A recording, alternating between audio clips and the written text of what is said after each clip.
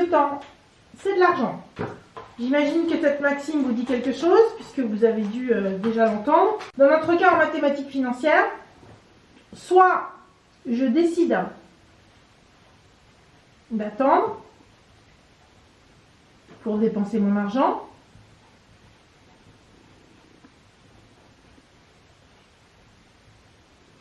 je vais donc faire un placement, et ce placement, le temps, c'est de l'argent, va me permettre de percevoir des intérêts. Au contraire, je décide d'investir tout de suite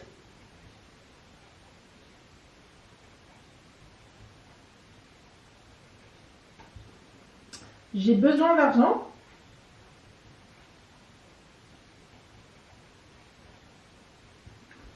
Je vais faire un prêt et je vais payer des intérêts. Dans les deux cas, le temps, c'est de l'argent. Dans les deux cas, ces intérêts sont perçus par le prêteur. Le prêteur étant la personne qui fait le placement ou le prêteur étant celui qui a donné le prêt. Ok? Alors, on va parler d'intérêts simples.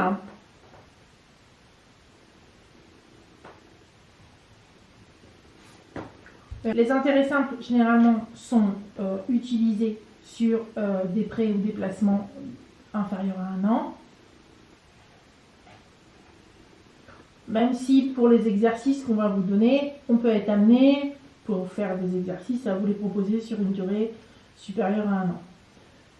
Alors, comment se calculent ces intérêts simples? Ces intérêts simples, ils sont directement proportionnels au capital de départ, au taux et à la durée du placement ou du prêt. C0, c'est le capital de départ. Donc c'est le capital placé ou prêté par la banque. Le taux, s'il n'est pas précisé, il est annuel, mais il peut être mensuel, journalier, il est en fait lié à une durée. La durée, elle va être exprimée de façon homogène par rapport au taux. Donc, si le taux est annuel, il faut que votre durée soit annuelle. Si le taux est mensuel, il faut que votre durée soit mensuelle. Vous avez compris, il faut que le taux et la durée soient homogènes. Précision, une durée, on a des conventions qui nous disent que un mois c'est 30 jours.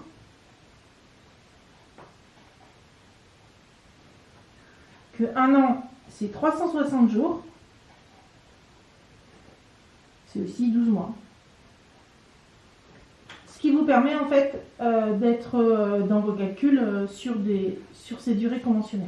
CN, le capital de fin de période, le capital égal à quoi? C'est égal à votre capital de départ emprunté ou le capital de départ placé, plus le montant des intérêts. Et avec toutes ces formules-là, vous êtes capable de faire tous les exercices qui vont vous être proposés. Premier exemple, donc je place un taux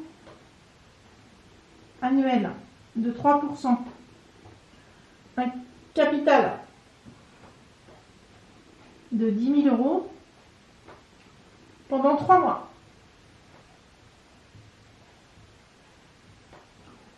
Et on me demande de calculer l'intérêt. Alors, je vous rappelle que l'intérêt, c'est le capital de départ multiplié par le taux, multiplié par la durée, avec comme obligation une homogénéité entre le taux et la durée. Donc ici, le capital de départ, on a dit que c'était 10 000. Le taux, il est de 3%. Et votre durée, elle est donnée en mois. Donc, comme elle est donnée en mois, il va falloir qu'on le ramène à une durée annuelle. Elle est donc de 3/12. Et du coup, une fois que vous avez fait vos calculs, vous allez trouver un montant d'intérêt de 75 €. Donc, si je vous avais demandé quel était le capital de fin de période, eh bien c'était C0 plus l'intérêt. Et donc, c'était 10 000 € votre capital placé plus les 75 € d'intérêt, c'est-à-dire 10 075. Voilà pour CN. J'ai un capital de départ de 1 250 €, un capital de fin de période de 1 286,46 € et on me dit que la durée de placement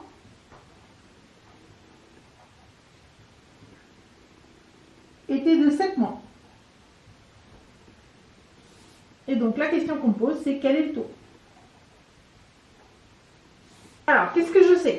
Je sais que mon capital de fin de période est égal à mon capital de départ plus mes intérêts. Je sais que pour calculer mes intérêts,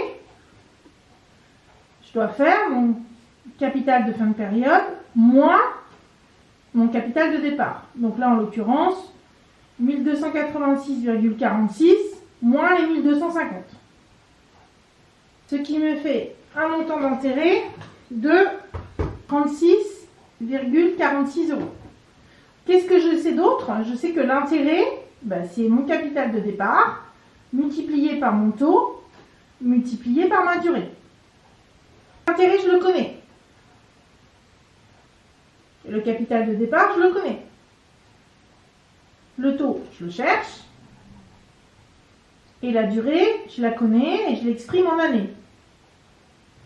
Donc ce que je cherche, c'est le taux et j'ai l'ensemble des informations qu'il me faut pour résoudre mon problème. Je vais diviser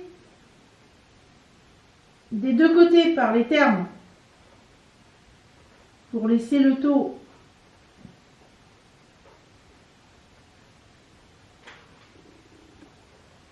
seul. 0,05 soit exprimé en pourcentage 5%.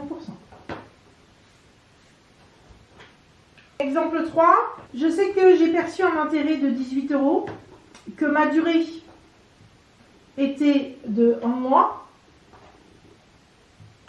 que mon taux était de 2%.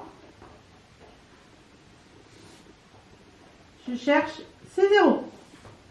Donc l'intérêt, c'est quoi? C'est C0 fois le taux fois la durée. Donc, l'intérêt, je le connais, il est égal à 18. C0, c'est ce que je cherche. Le taux, on m'a dit qu'il était à 2%, on n'a pas précisé, ça veut dire que c'était un taux annuel. Et la durée, elle est en mois, et donc il va falloir que je la ramène en années. Je vais diviser de ce côté-là de mon équation par tout ce que je veux éliminer de l'autre côté.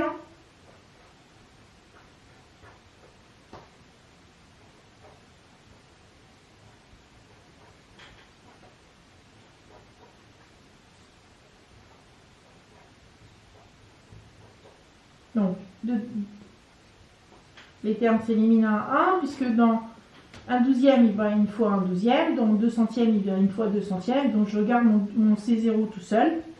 Et donc, je vais appliquer ma formule en faisant bien attention de ne pas me tromper sur mes parenthèses, de bien mettre les données. Et le capital de départ que j'ai placé pendant un mois au taux de 2%, qui me rapporte 18 € et de 10 800 €.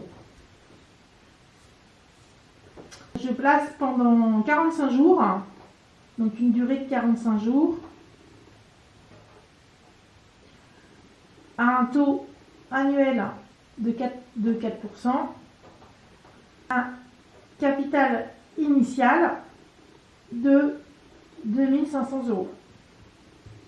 Capital de fin de période. Alors, je vais d'abord commencer par calculer l'intérêt. Donc l'intérêt, c'est quoi? On m'a dit que c'était le capital fois le taux fois la durée. Le capital de départ, c'est 2 500 € multiplié par le taux qui est de 4%. La durée, elle est de 45 jours, sauf que mon taux est annuel, puisqu'il n'est pas précisé. Donc s'il est annuel, je vais ramener mes 45 jours sur la durée en jours d'une année, qui est de 360. Ce qui va me permettre de calculer mon intérêt, qui est de 12,50 €.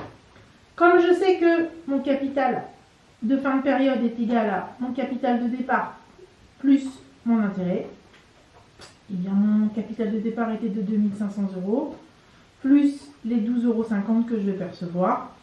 Donc mon capital de fin de période serait égal à 2512,50 euros. Voilà pour le calcul des intérêts simples. On se retrouve plus tard pour le calcul des intérêts composés.